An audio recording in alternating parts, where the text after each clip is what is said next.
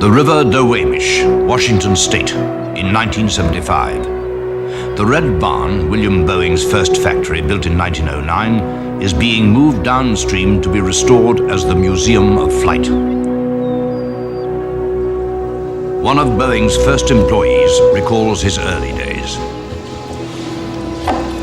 I'm Mike Pavoni, and I was born in 1903, the same year that Model Wright blew at Kitty Hawk.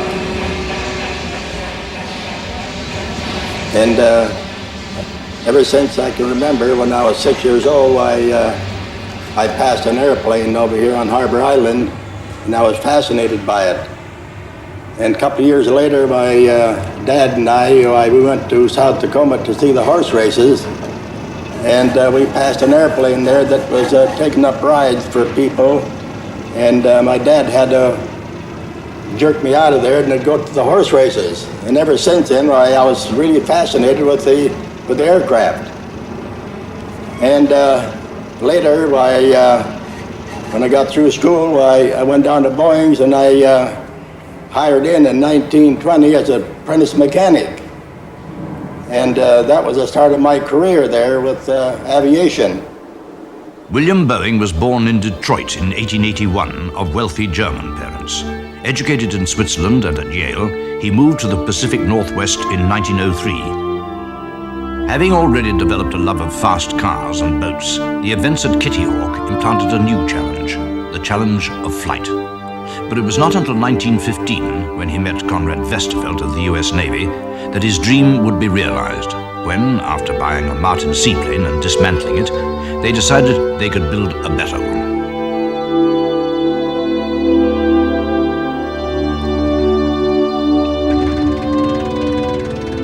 This is where it all began. The BMW, built in 1916, 13 years after the Wright brothers. There were two of them built. One of them was exported to New Zealand. The other one remained here in Seattle.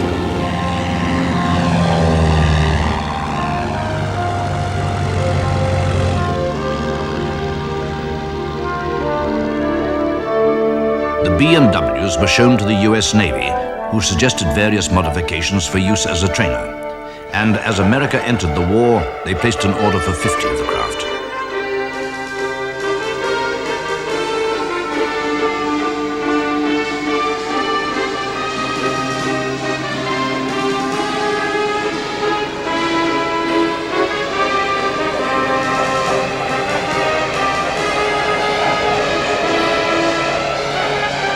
But orders for the Boeing C, as it was designated, soon waned as the war drew to a close, and Boeing had to ride out the slump using his own resources, at one stage making furniture and sea sleds.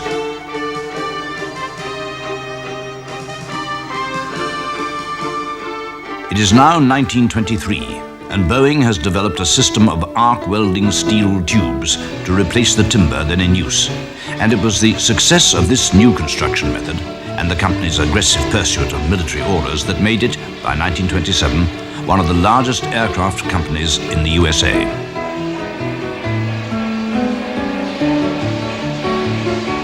Throughout the late 20s and 30s, William Boeing continued to develop the company. His perfectionism and ability to choose the right associates were his greatest assets.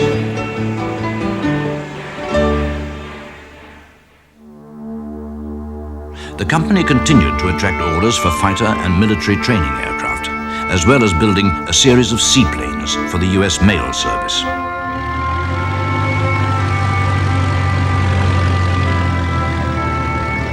In 1927, Boeing outbid all competition for this lucrative service between San Francisco and Chicago. And although bankruptcy was predicted by his rivals, the Type 40 mail plane, which carried passengers as well as considerable amounts of mail, saved the day.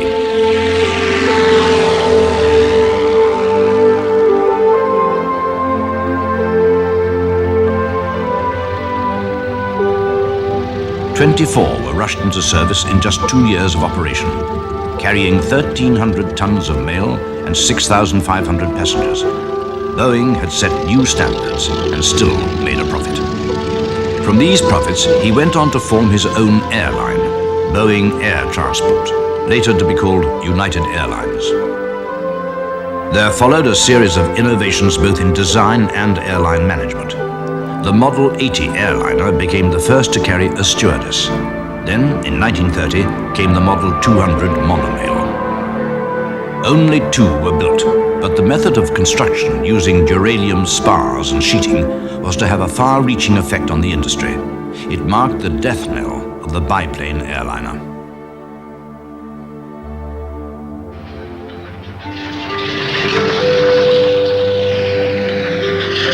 Owing much to the monorail, Boeing then developed the Model 247, which first flew in 1933. It was, however, overshadowed by its commercial rival, the Douglas DC-3.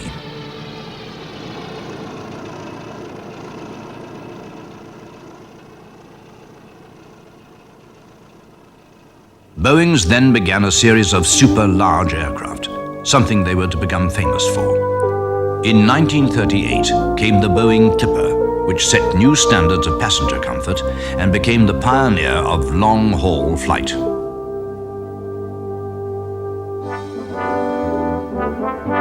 It was the experience gained building huge aircraft such as the Clipper and the darkening war clouds over Europe that encouraged Boeing to enter the field of large bomber aircraft. The 294, at the time the largest aircraft in the world, was developed from an earlier model designated the 299.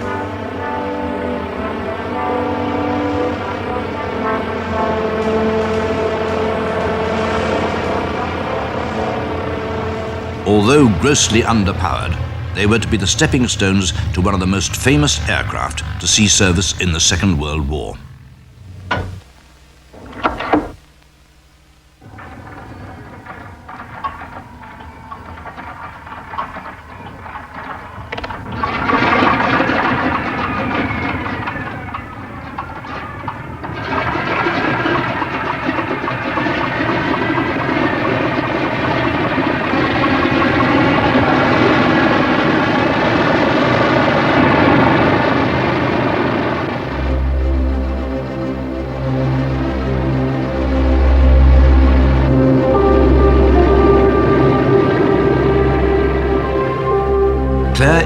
Who was president of the company at that time, had the wisdom to realize that the government specification for a multi-engined aircraft could mean four, and recommended that the company should go ahead with the design of the 299.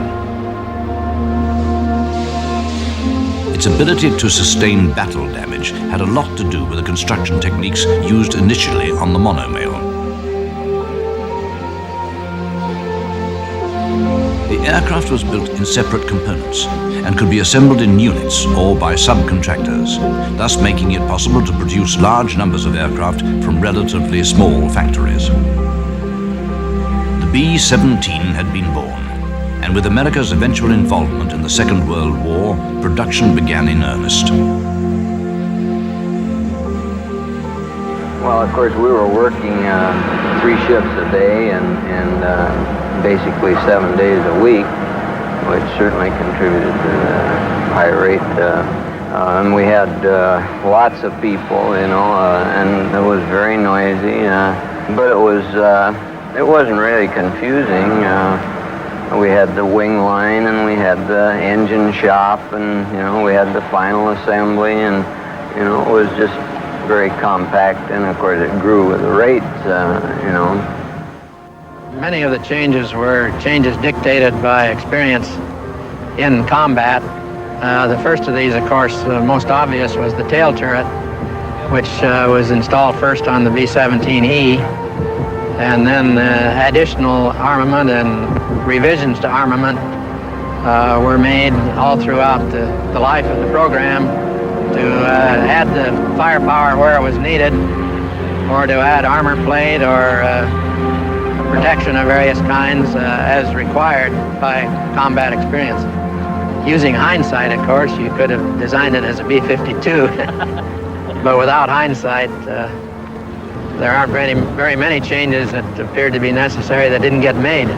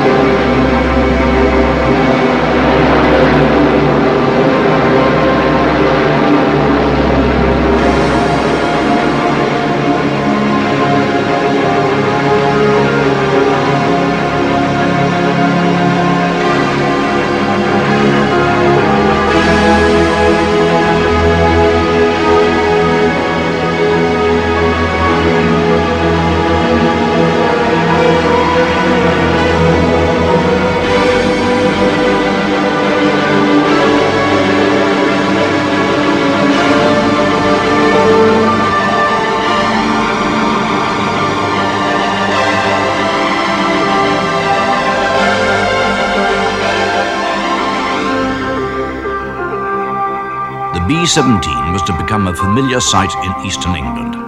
Nearly 13,000 were to be built, mainly by Boeing, but also with the help of subcontractors Douglas and Lockheed. Over 5,000 were lost in combat, yet it accounted for over 6,500 enemy planes, nearly half the total shot down by US aircraft. And it was a bomber, not a fighter. It is one of the ironies of war that if William Boeing's father, Wilhelm, had not chosen to emigrate to America, Boeings might well have been flying alongside Heinkels and Dorniers. In 1985, on the 50th anniversary of the B-17, some of the wartime air crews met again in Seattle. Yeah, that was cold. Your hands would freeze. They were heavy. Your feet would get cold. Yeah. You're frostbitten.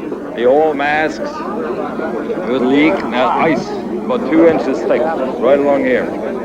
The one said that 2 gunners in here is like 3 guys with jackhammers in the telephone booth. We had to, we took turns, you know, we had to make sure that we were out of each other's way. We were always bumping rears. And then the cartridge is on the floor. It's like a roller coaster. Too fat at 6 o'clock, I'm coming in, down at B-17 in trouble out at 2 o'clock, watching. Got an engine on fire.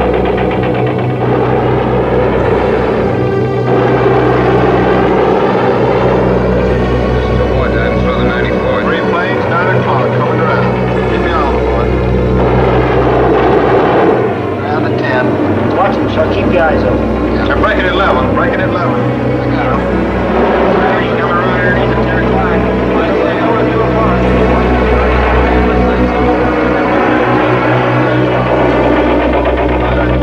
Coming around. 10:30 up.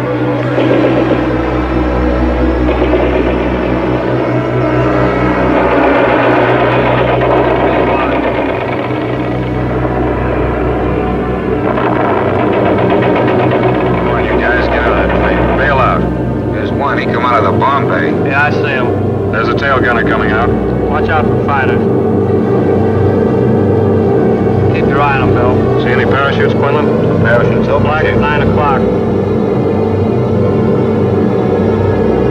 8 men still in that B-17. Come on, the rest of you guys. Get out of there. Come on, Bill. So far, there's 3 more shoots. Flag, 11 o'clock. Fighters, 6 ME o'clock. 109 at 3 o'clock. Keep that. I'm on them. Come on, you son of a bitch.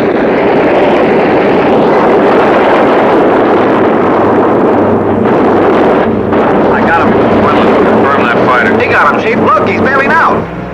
Yell on that intercom. Fighters, 10 o'clock. Watch those 2 at 12, Ben. They're coming in. They're coming in, Scotty. Get that ball turret on him. Save the ammunition as much as possible.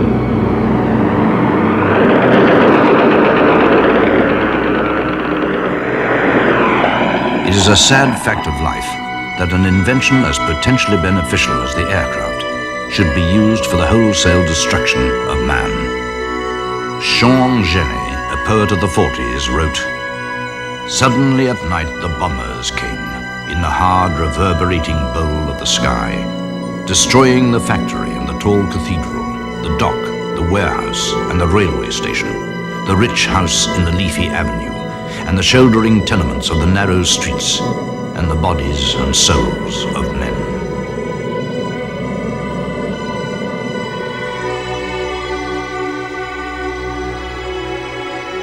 I sought my son among the smoking stones where I had crouched with him clutched at my breast, until the bomb burst and the building shattered down, and the dark came and severed my son from me. I cried out with a voice harsh in my throat, "My son, I have lost my son."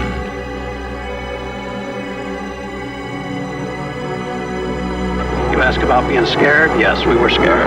We were thankful we were coming back because we lost a few of the boys there.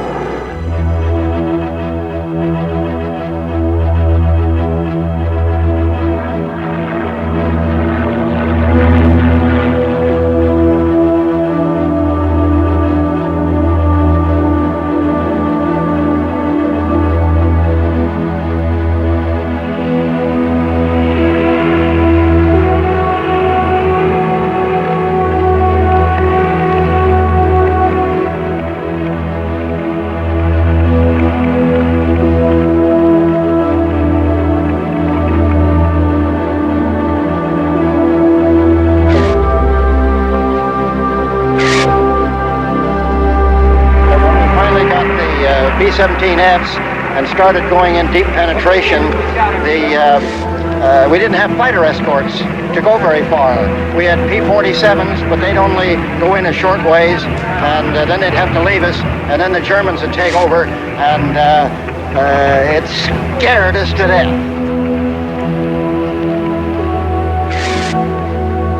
If you've ever been going down a highway about 60, 70 miles an hour, and some guy swerves over, and you get that feeling through you that you're going to be hit. Well, that's that feeling you have for hours at a time. And after a while, it's just, you just accept it. It's like hanging. You take your hang long enough and you're used to it. They're able to go higher than our other bombers, for one thing.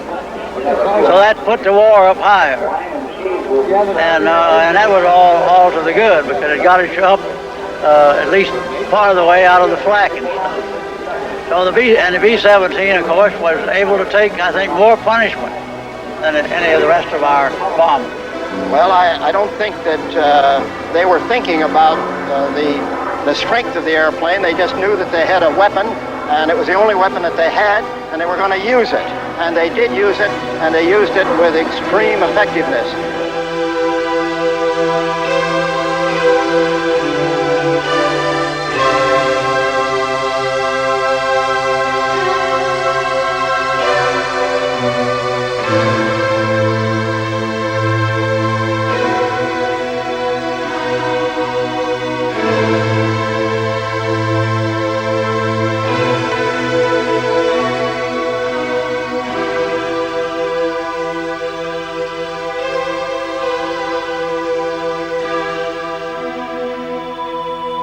It happened when, soon after takeoff, on the return, almost made it.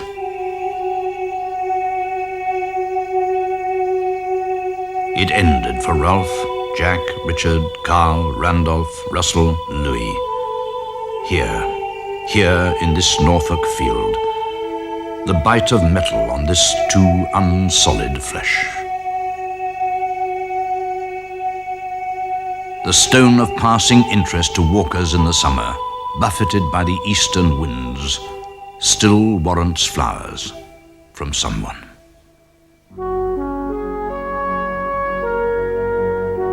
Good as the B-17 was, the US Army had a need for a high-altitude pressurized bomber. Before the war, Boeing had developed the Stratoliner with a supercharger and a sealed fuselage.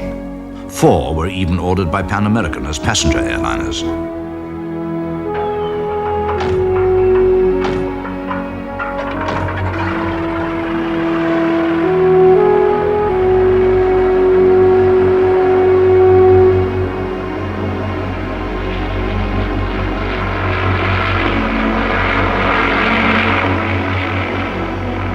But the prototype stalled and crashed on March the 18th, 1939. As a result, new fins were fitted, and with the experience gained with the B-17, the Model 294 and the Stratoliner led, in 1942, to the B-29 bomber.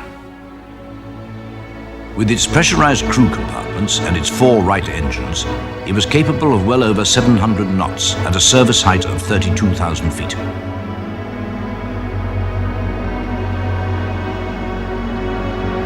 It was the heaviest combat aircraft to enter service in World War II and was used mainly in the Pacific, becoming involved in various heavy raids on the Japanese mainland.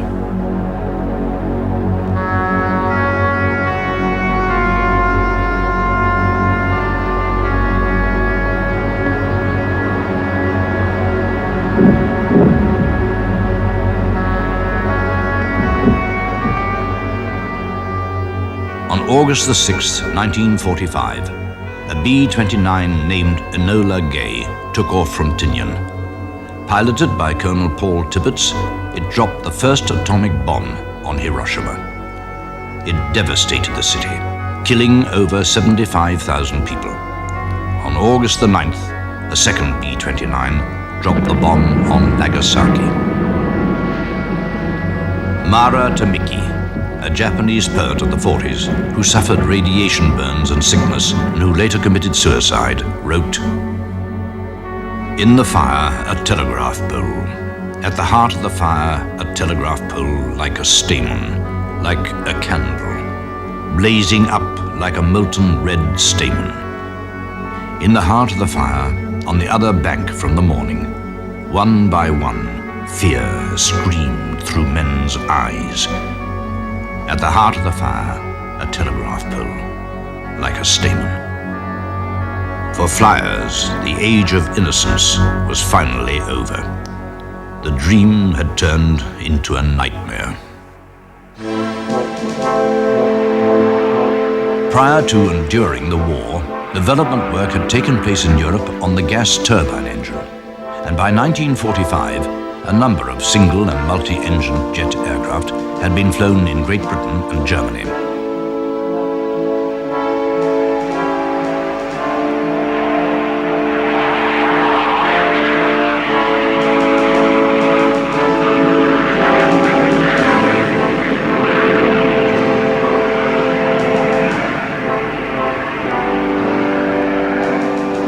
Amongst them, the famous ME-262, which the B-17s were to meet during the closing stages of the war.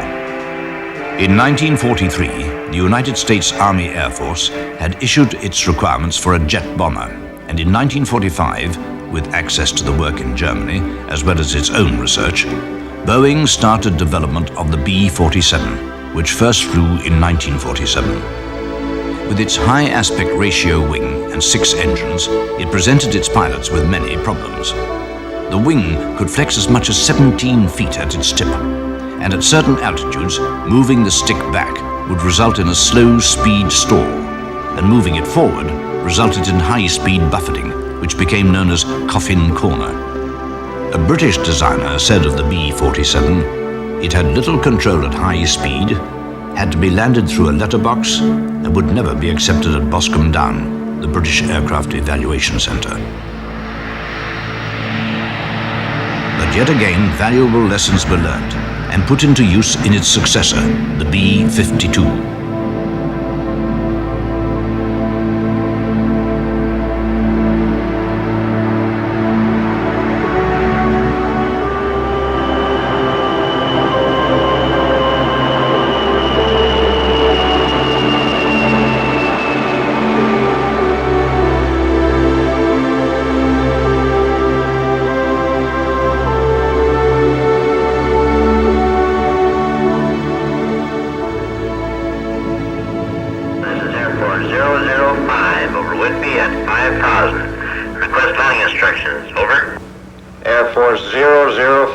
This is Boeing Tower.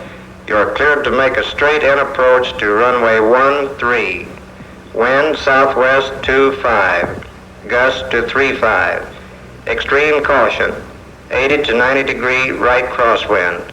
Report at Harbor Island. Over. 005, roger on crosswind conditions. Gear down.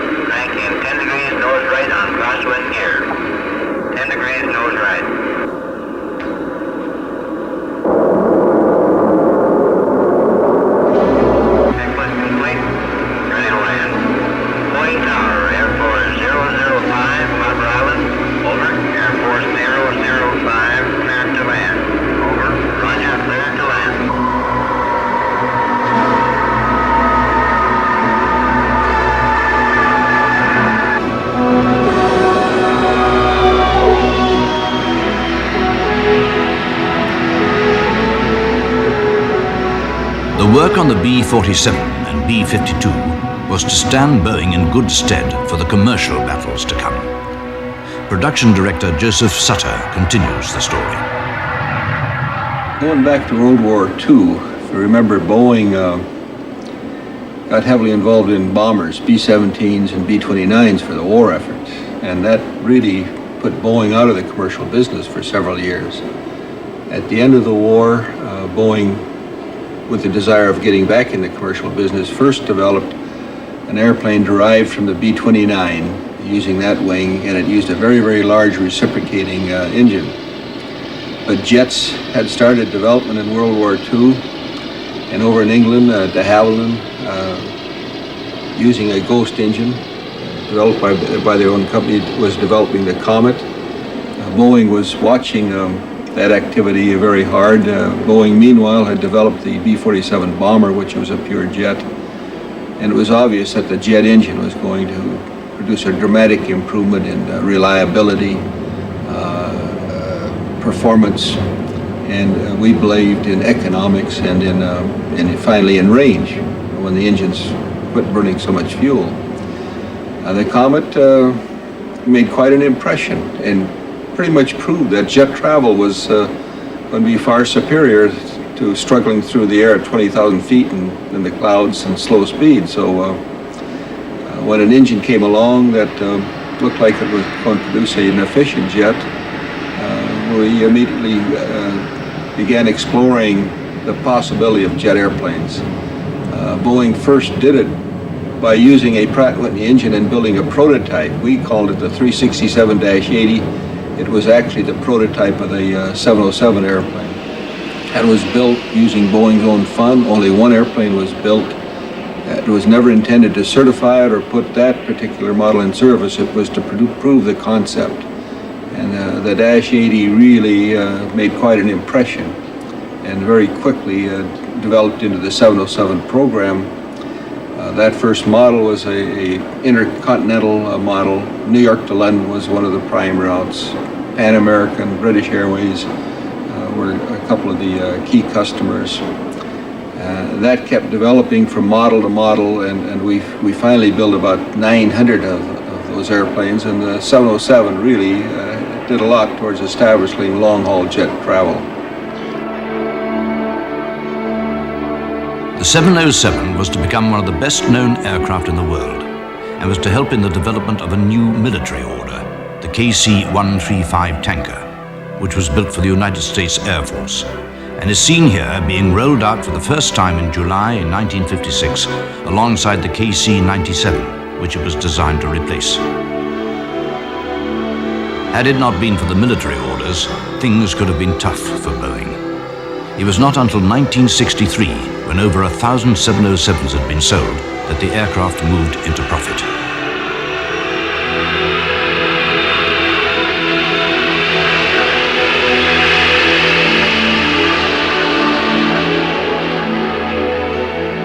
However, Boeing's next aircraft, the medium-haul 727, was to become the world's best-selling airliner, with nearly 2,000 entering service around the world. With the smaller 737, together they formed the backbone of major airlines.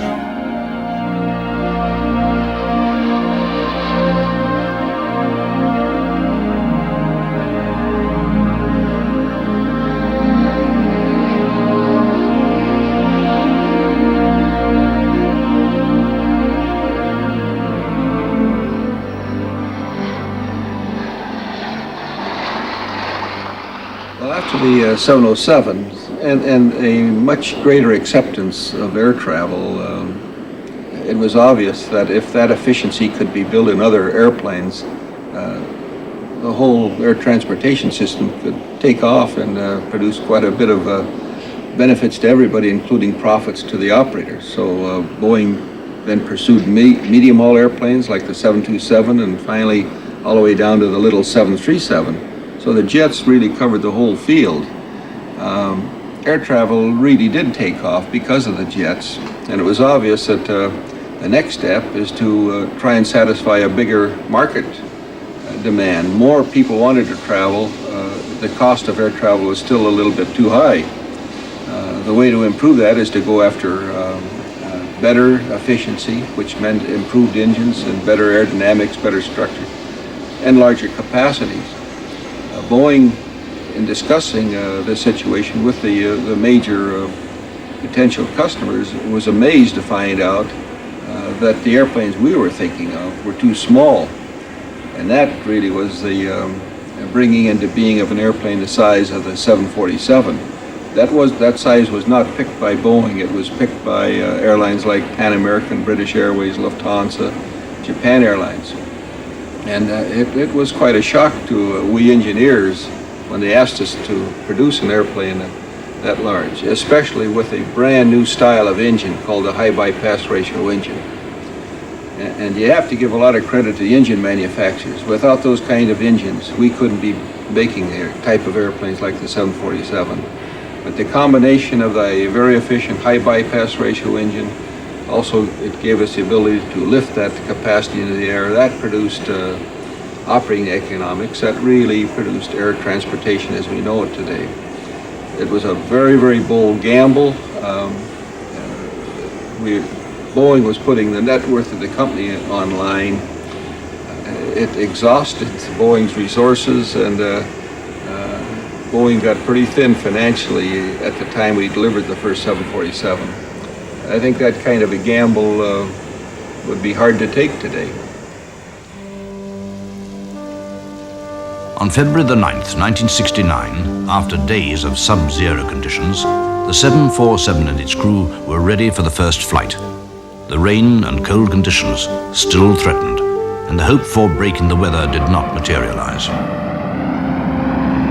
They waited for a break in the clouds that covered Payne Field, Everett, Washington State.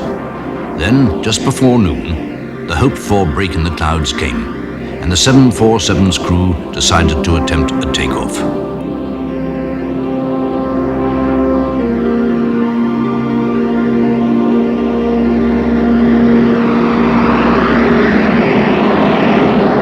In less than 1,000 yards of runway, the 16-wheeled, 317-ton largest passenger aircraft in the world took to the air.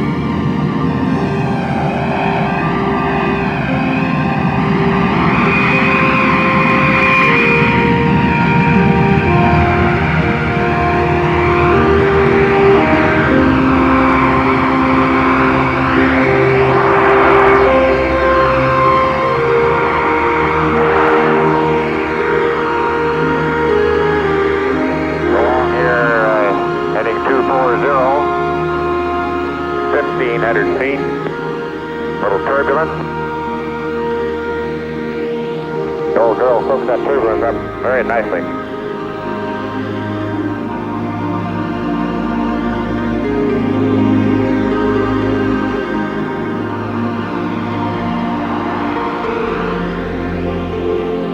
Okay, turning left. Turn coordinator is working, doing its job normally apparently, and the airplane is just excellent. After a little over an hour's flying, the 747 heads for home. It was to be the beginning of a new era of jet transport, carrying more people further and faster.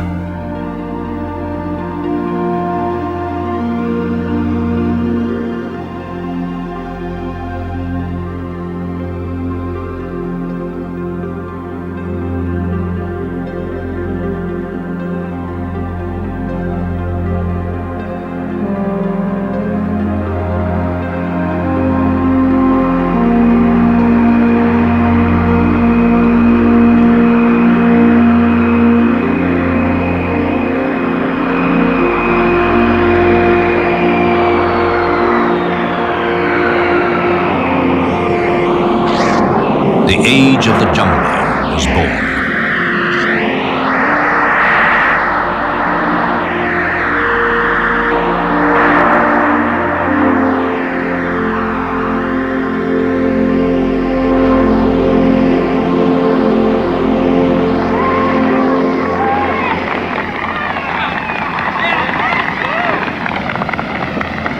Hi, Al. How are you? Good, good.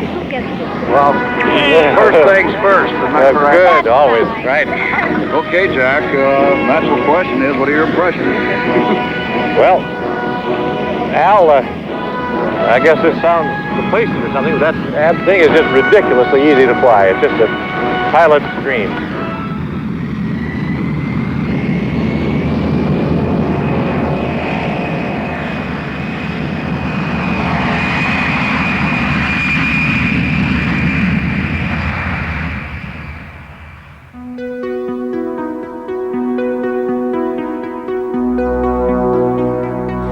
SST program had a lot of problems with it. It somewhat got involved with national objectives, which didn't make economic sense. And Boeing was developing a very good and efficient SST, but frankly, it didn't have enough range or capacity to offer supersonic flight at the economic level that would allow enough people to buy a ticket. And that really is why the SST disappeared in the mid-1970s. It was competing against the 747, and there was no competition. There is improvements in technology. The engine manufacturers know potentially what kind of engine we need. It will be a tremendous investment in that kind of engine in airplane, and it'll come, but it's still going to be a long ways off because of the very, very large amount of financial input into the program. But it'll happen.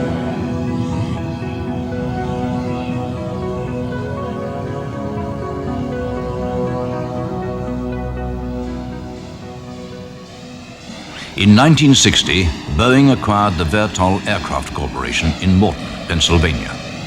Frank Piasecki had developed and flown a large tandem rotor helicopter in 1945, at the time the largest helicopter built, carrying 10 passengers.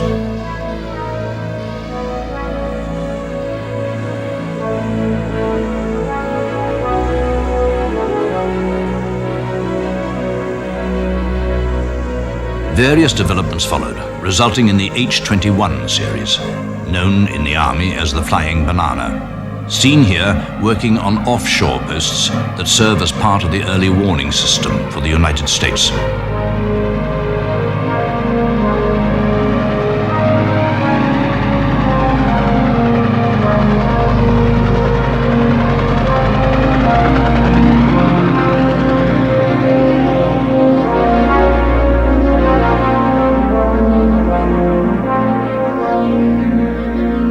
With their large capacity, they did valuable rescue work during the Andrea Doria disaster and during the floods in Mexico.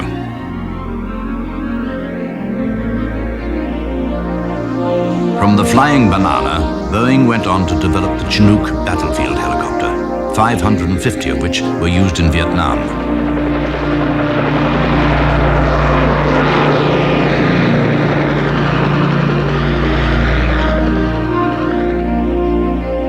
By now, the company had grown from just 21 at the old Red Barn to over 130,000, some of whom are working on the new generation of jet transports. Boeing 757 is ready to taxi into position. Boeing 757, proceed on the runway. 757. Wind 170 at 20. Roger.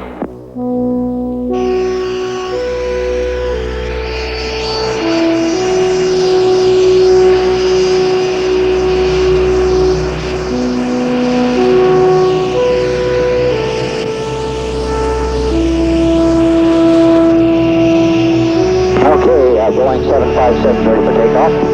Boeing 757 clear to takeoff, runway 33, wind 180 at 24. Roger.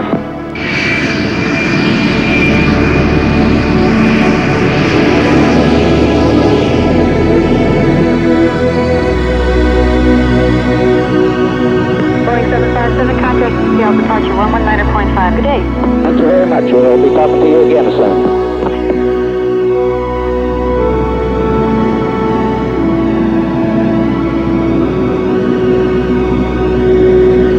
Got some good weather down in Renton and snuck off, found some blue sky up north here, and we basically checked the airplane at all flap settings, all speeds below 250 knots. We checked initial buffet at each flap setting, and we checked the max placker speed at each flap setting. Also, we retracted and lowered the gear. Very routine flight. It was fantastic in the fact that everything went just as programmed. Couldn't have written a better script. So far, from what we've felt, it's a very nice handling airplane.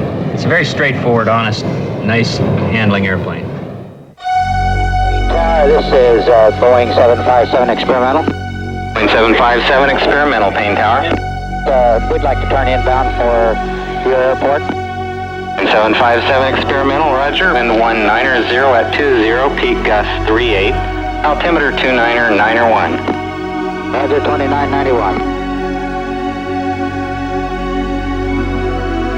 A windy day, isn't it? Oh, got a little bit.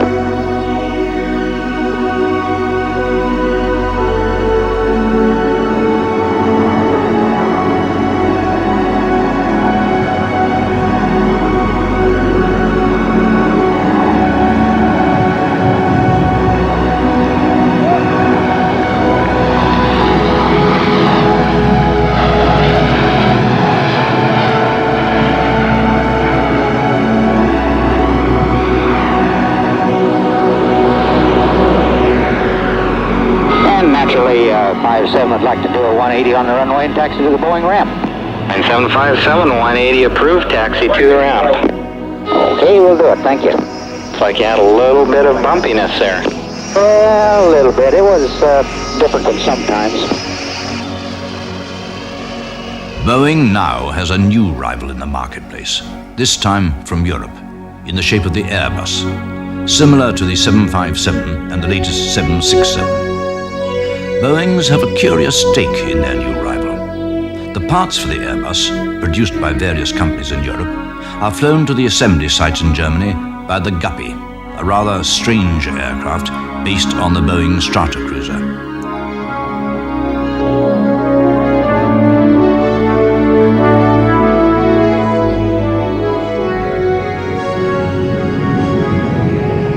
Boeing 757, contact CL departure 119.5. Good day. Thank you very much. We'll be talking to you again soon.